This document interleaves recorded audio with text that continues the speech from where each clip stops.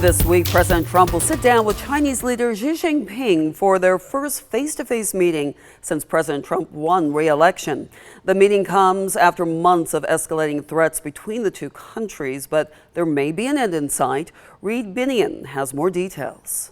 I believe that we have the framework for the two leaders to have a very productive meeting for both sides. U.S. Treasury Secretary Scott Bessent on Sunday outlining the framework for a U.S.-China trade deal to avoid imposing an additional 100% tariff on Chinese imports. I think it will be fantastic for U.S. citizens, for U.S. farmers, and for our country in general. President Donald Trump is set to meet with Chinese leader Xi Jinping Thursday in South Korea on the final leg of Trump's three-country tour of Asia. On Air Force One over the weekend, Trump previewed what he hopes to achieve with the meeting. A complete deal. I want our farmers to be taken care of, and he wants things also.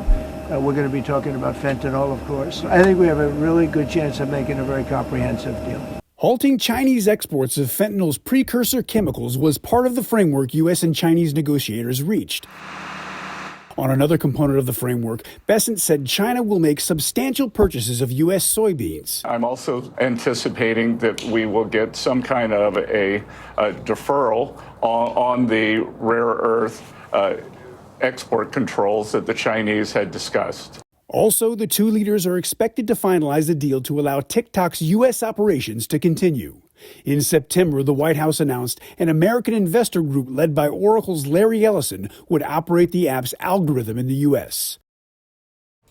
Over the weekend, the president also signed a trade agreement with Malaysia, Thailand, and Cambodia. The president said he's also open to meeting with North Korean leader Kim Jong-un during his trip, but South Korean leaders say they don't believe that meeting will happen.